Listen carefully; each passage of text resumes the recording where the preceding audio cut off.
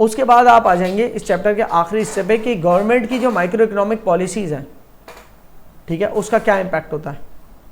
मतलब micro economic policy subsidy देनी है किस सेक्टर को, किस सेक्टर पे क्या टैक्स रेट लगाना है वगैरह वगैरह, इन्वायरमेंटल रेगुलेशंस क्या लगाने हैं, बैंकिंग सेक्टर को क्या हम नेशनलाइज कर दें या प्राइवेट, एक नेशनलाइज्ड सेक्टर है फॉर एग्जांपल एयरलाइन का, क्या उसको हम प्राइवेटाइज कर दें। सही है। तो ये तमाम पॉलिसीज के फ़वाइद और नुकसान दोनों हैं। नेशनलाइज करने से क्या होता है, सबके लिए पब्लिकली इजीली अवेलेबल हो जाता है। प्राइवेट सेक्टर जो है क्योंकि लोगों को एक्सप्लॉइट कर सकता है, तो पब्लिक सेक्टर के अंदर जब ले आएंगे ना उस ऑर्गेनाइजेशन को, नेशनलाइज कर देंगे, गवर्नमेंट ओनरशिप पे ले आएंगे, तो आप एक्सप्लॉइट नहीं करोगे लोगों को और बराबरी के साथ सर्विसेज फराम करोगे। लेकिन फिर प्राइवेट सेक्टर जितना एफिशिएंटली काम करता है, जितने कम वेस्टेजेस के साथ, उतना शायद गवर्नमेंट का सेक्टर ना करे। हो सकता है गवर्नमेंट का सेक्टर, क्योंकि प्रॉफिट मोटिव है ही नहीं ना, तो आ रहे हैं, आए नहीं आए उनको कोई प्रॉब्लम नहीं, लंबी लंबी लाइनें लग जाएं। प्राइवेट सेक्टर अगर कंपटीशन के अंदर है तो चाहेगा दूसरी फैक्ट्री से, दूसरी कंपनी से ज़्यादा अच्छा परफॉर्म करना, ताकि उसके ग्राहक हमारे पास, क्योंकि वो प्रॉफिट मोटिव के साथ होता है। गवर्नमेंट का तो वैसे ही मोनोपोली है, अगर पूरा सेक्टर गवर्नमेंट के हाथ में तो गवर्नमेंट को तो वैसे ही कंपटीशन का वही नहीं है मसला। तो फायदे भी है, नुकसान भी है, जो यहाँ पर लिखे हुए नेशनलाइजेशन के, प्राइवेटाइजेशन के भी लिखे हुए हैं। अब प्राइवेटाइजेशन में एक पॉइंट, अच्छा जरूरी नहीं है प्राइवेटाइज कंपनी बहुत अच्छा ही परफॉर्म करे, होता है ना, प्राइवेट कंपनी गवर्नमेंट से की बनस्बत ज़्यादा अच्छा परफॉर्म करती है। ऐसा भी हो सकता है कि प्राइवेट कंपनी होते हुए बुरा परफॉर्म करे क्योंकि मोनोपोली है, कोई कॉम्पिटिटर ही नहीं है ना कि जिससे प्राइस या क्वालिटी पे कम्पीट किया जाए। लोगों के पास कोई ऑप्शन ही नहीं है, तो इनके ऊपर कोई प्रेशर ही नहीं है। जब इन पर कोई प्रेशर नहीं है तो ये रिसर्च एंड डेवलपमेंट भी नहीं करते इंप्रूव होने के लिए। अगर कॉम्पिटिटर्स आ जाएगा तो ये कॉम्पिटिटर से बेहतर प्रोडक्ट लाने के लिए रिसर्च एंड डेवलपमेंट करेगा और ले आएगा।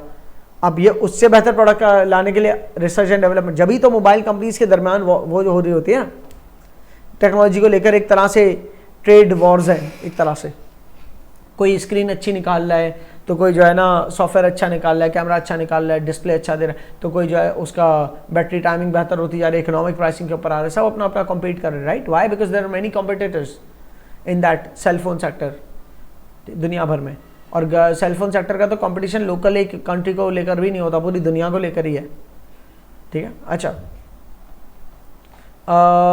कंपटीशन पॉलिसी गवर्नमेंट, अच्छा गवर्नमेंट सिर्फ ये नहीं है कि आके जो है ना नेशनलाइजेशन प्राइवेटाइजेशन तो एक बात है, कंपटीशन की पॉलिसीज भी बनाते हैं कि बिजनेस प्राइवेटली रन हो रहे हैं, लेकिन गवर्नमेंट चाहेगी कि उस प्राइवेटली बिजनेस रन हो रहे हैं तो कंपटीशन को बूस्ट करे। गवर्नमेंट क्या चाहती है कि कंपटीशन बढ़े, क्योंकि जितना कंपटीशन बढ़ेगा उतने प्राइस गिरेंगे, क्वालिटी अच्छी होगी, तो पब्लिक का वेलफेयर उसी में है ना। तो ऐसी कोई भी प्रैक्टिसेस अगर कर रही हैं जो मौजूदा कंपनीज है, 2-3 कंपनीज उन्होंने मिलकर कार्टेल बना दिया, तो गवर्नमेंट वो रिस्ट्रिक्ट करती हैं कि मिलकर आप कार्टेल नहीं बना सकते। या अगर 6 कंपनीज हैं टोटल, किसी लेट्स सपोज किसी मुल्क में पेट्रोल फराम करने की सिर्फ 6 कंपनीज हैं, उसमें से 2 कंपनीज अगर मर्जर कर रही हैं तो गवर्नमेंट रुकेगी, गवर्नमेंट उसको रोकेगी, उस मर्जर को नहीं होने देगी। क्यों? उससे फिर एक और बिग प्लेयर हो जाएगा, नंबर ऑफ सप्लायर्स कम होते चले जाएंगे। सो इससे कस्टमर की, कंज्यूमर की बार्गेन पोजीशन वीक होगी। बार्गेन पोजीशन किसे कहते हैं? बार्गेन पोजीशन ये कहते हैं, उसे कहते हैं अपनी बात मनवाना। तो बार्गेन पोजीशन, बार्गेनिंग पावर या बार्गेनिंग पोजीशन मोनोपोली में किसकी स्ट्रांग होती है, सप्लायर की या कंज्यूमर की? सप्लायर की स्ट्रांग होती है। मोनोपोली है ना सप्लायर, तो वो स्ट्रांग है, उसकी बार्गेन पावर। और मोनोपोली में कंज्यूमर की, जाहिर है जब सप्लायर की स्ट्रांग है तो कंज्यूमर की वीक है, ठीक है। या मोनोपोली ना हो, ओलिगोपोली, ओलिगोपोली में भी यही है, कम सप्लायर्स है ना, कम सप्लायर्स है तो मिलके कोई कार्टेल बना सकते हैं, सही है। तो बार्गेन पोजीशन कम सप्लायर्स की भी स्ट्रांग होती है, या मोनोपोली के अंदर भी सप्लायर्स की पोजीशन स्ट्रांग होती है, जबकि कंज्यूमर की वीक होती है। पर अगर मोनोपोली की बात करें, मोनोपोली एक ऐसी स्टेट है कि जिसमें कस्टमर एक हो लेकिन सप्लायर बहुत सारे हो। जैसे ये रोड्स बनाने के मैंने जितने भी ठेकेदार है, जितनी भी कंपनीज है जो रोड और इंफ्रास्ट्रक्चर बनाती है, उन सबका कस्टमर कौन है? गवर्नमेंट। वो सारे सप्लायर्स तो हैं, सप्लायर्स बहुत ज़्यादा हैं, लेकिन कस्टमर कौन है? एक अकेली गवर्नमेंट है। तो उसमें क्या है? कस्टमर स्ट्रांग है, कस्टमर की बार्गेन पोजीशन स्ट्रांग है, क्योंकि आप हमें सर्विस नहीं दोगे, कोई बात नहीं, आप दोगे किसको? हम अकेले ही तो हैं जो आपसे माल खरीद सकते हैं, समझ आई? जबकि सप्लायर्स की उसमें वीक होती है।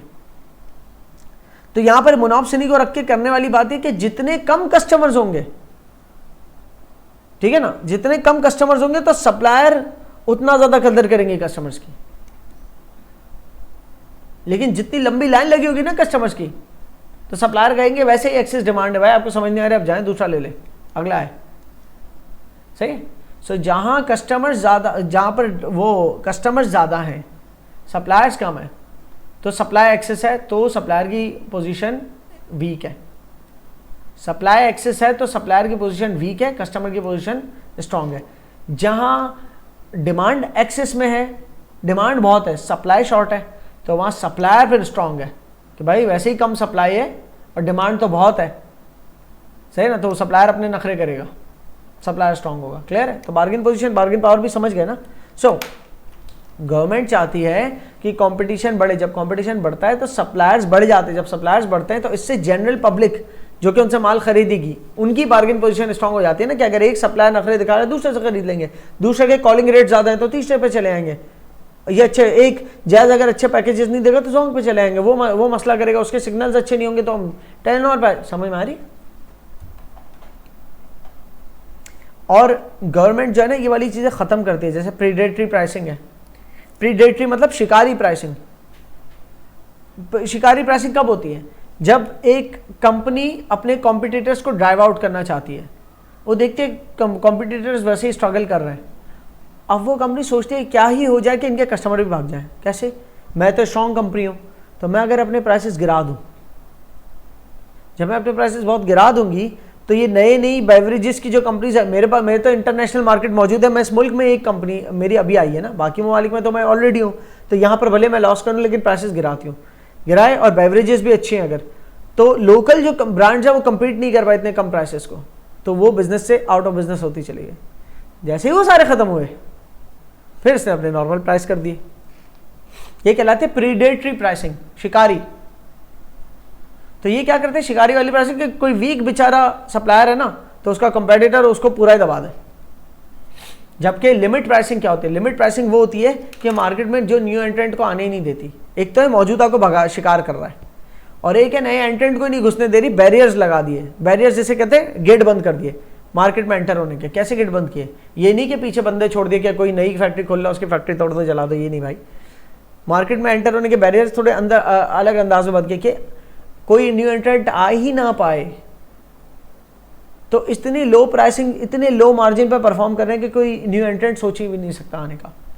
क्योंकि जब हम आ रहे थे एज अ मोनोपोली थे तो हमने तो अपना सब बना दिया, टुक टुक करके कर करके हर इलाके में अपना इंटरनेट का जाल बिछा दिया, पूरा नेटवर्क बिछा दिया। अब हमें नेटवर्क डालने की कॉस्ट तो नहीं आएगी सर पे। अब कोई भी न्यू सप्लायर आएगा और महंगाई बढ़ गई अब, तो कोई भी न्यू सप्लायर आएगा उसको पहले नेटवर्क डालना है, तो वो जो अपनी कैलकुलेशन कर रहा होगा ना मार्केट में एंटर होने की कि भाई मैं नेटवर्क डालूंगा, फिर इतने महीने में इस मार्केट के अंदर जो है ना इंटरनेट सेल करूंगा तो मेरा प्रॉफिट होना शुरू हो जाएगा। जब वो ये कैलकुलेशन कर रहा होगा तो उसको पता चलेगा कि इतना कम प्राइस पे ऑलरेडी एक बंदा बैठ के परफॉर्म कर रहा है कि उतने लो प्राइस पे तो 10 साल लग जाएंगे प्रॉफिटेबल होने में, तो वो आए ही ना सिरे से। कैसी लिमिट प्राइसिंग की हुई है, सही, नहीं लो प्राइसेस पे परफॉर्म कर रहा है। तो लो प्राइसेस या प्रीडेटरी प्राइसिंग होती है किस लिए कि एक मोनोपोलिस्ट अपनी मोनोपोली या चंद सप्लायर्स अपनी मोनोपोली या ओलिगोपोली कायम करके रखा है, और गवर्नमेंट अंदर एंटर होती है किस लिहाज से? कंपटीशन को बढ़ाने के लिए। तो गवर्नमेंट जो है फिर वो ऐसी पॉलिसीज़ लेके आ सकती है कि जिसके अंदर फ्री नए सप्लायर्स को आने के लिए फ्री लैंड दे दिया, फ्री बिजली दे दी, या उनको टैक्स बेनिफिट दे दिए इब्तिदाई सालों के, ताकि वो आ सकें, एंटर हो सकें मार्केट में। क्लियर? तो कंपटीशन पॉलिसी गवर्नमेंट की लोगों की वेलफेयर के लिए होती है। गवर्नमेंट की एनवायरमेंटल पॉलिसीज़ भी होती है कि वो कंपनीज जो पोल्यूट कर रही है एनवायरनमेंट को, तो उनके ऊपर ऐसी कोई किसी किस्म की रेगुलेशंस लगाए। कुछ सर्टेन रॉ मटेरियल है जिसका तो मना ही कर दे यूज़ करने से कि वो कार्बन एमिशन बहुत करता है, और बहुत जो वेस्ट डिस्पोजल है उसको भी सेफ़ एंड सिक्योरली करने के हुक्म दे, ना करें तो पेनल्टीज़ लगाए गवर्नमेंट। तो एनवायरमेंटल पॉलिसीज़ भी गवर्नमेंट लगाती है लोगों के वेलफेयर के लिए। फिर गवर्नमेंट जो है regulations, environment policy, competition policy, ये भी रेगुलेशंस ही है दो तरह की, और इनके अलावा भी बहुत सारे रेगुलेशंस हो सकती हैं कि लेबर को कम से कम कितनी वेजेस देनी है, प्रोडक्ट की क्वालिटी आपकी कम से कम कितने स्टैंडर्ड्स की होनी चाहिए, तो उसके लिए जो है ना कोई स्टैंडर्ड्स ISO स्टैंडर्ड्स बना दिया। पाकिस्तान की हुकूमत के कोई स्टैंडर्ड्स बने हुए, फूड अथॉरिटी है जो फूड को टेस्ट करती है, देखती है कि वो कमर्शियल स्टैंडर्ड, वो एडिबल स्टैंडर्ड की है कि नहीं, कि खाई जा सकते, फूड ग्रेड है कि नहीं, फिर जाके उनको सर्टिफिकेट देंगे कि हाँ ठीक है आप इसको मास सेल कर सकते हैं। तो इस तरह के रेगुलेशंस। इसी तरह ट्रांसपोर्टेशन के रूट्स कंट्रोल कर सकते हैं कि आपके अगर ट्रैक्टर्स मूव होंगे तो 10 बजे के बाद होंगे, 10 बजे तक डोमेस्टिक ट्रैफिक चलेगा, और जो हैवी ट्रैफिक है वो 10 बजे के बाद मूव होगा, तो रूट्स को भी कंट्रोल करती है गवर्नमेंट। तो ये सारे रेगुलेशंस हो सकती हैं। बिजनेस के आवर्स क्या होंगे, बिजनेस जो है 5-6 बजे तक क्लोज हो जाना चाहिए, जैसे ही सूरज ढलने के आवर्स हो रहे होंगे तो बिजनेसेस भी क्लोज हो जाने चाहिए, ताकि कंजर्व कर सके एक मुल्क अपनी बिजली को, क्योंकि ज़्यादा कमर्शियल सेक्टर है जो कि बिजली कंज्यूम करता है, और कमर्शियल सेक्टर को अगर आपने रिस्ट्रिक्ट कर दिया कि 6 बजे से ज़्यादा ऑपरेट नहीं कर सकते, तो वो डे टाइम आवर्स में ही ऑपरेट करेगा सिर्फ, और जब वो डे टाइम आवर्स में ऑपरेट करेगा तो फिर वो कमर्शियल सेक्टर सोचेगा कि यार हम डे टाइम में ऑपरेट कर रहे हैं, तो फिर हम क्यों ना सोलर पैनल्स भी लगा ही लें, बिजली भी सेव कर ही लें। सही है। तो इस तरह से गवर्नमेंट पॉलिसी मेकिंग करती है कि जो है ना इस तरह से किसी ना उसका थर्ड आउटकम निकले। लेकिन एक नुकसान भी है, रेगुलेशंस आप अगर लगाते चले जाओगे ना तो उससे सप्लायर भागता है, इन्वेस्टर भी भागता है। जहां रूल्स एंड रेगुलेशंस आते हैं तो इन्वेस्टर भी भागता है। इन्वेस्टर उसको कहता है रेड टेप्स। क्या रेड टेप्स होती है ना, किसी क्राइम सीन पे लगती हैं कि जिससे आप वॉक थ्रू नहीं कर सकते, ठीक है ना। तो ये वही रेड टेप्स के भाई ये उसूल लगाए हुए हैं इतने सारे, जो बैरियर्स हैं, इसको बैरियर्स के तौर पे देखते हैं रेगुलेशंस को बहुत सारे इन्वेस्टर्स। तो ऐसा नहीं है कि फ़ायदे हैं आप तो खुश, हाँ ये भी रूल्स रूल्स रूल्स रूल्स जितने लगाओगे ना रूल्स, तो जिनके लिए रूल्स रख रहे हो वही ना आए तो पता चला फिर आप कह रहे हो भाई कोई रूल नहीं है, कोई टैक्स नहीं है, आओ हमारे बिजनेस, आपने हमारे मुल्क में इन्वेस्ट करो, लोगों को जॉब्स पे रखना है, कोई आ ही नहीं रहा अगर, तो फिर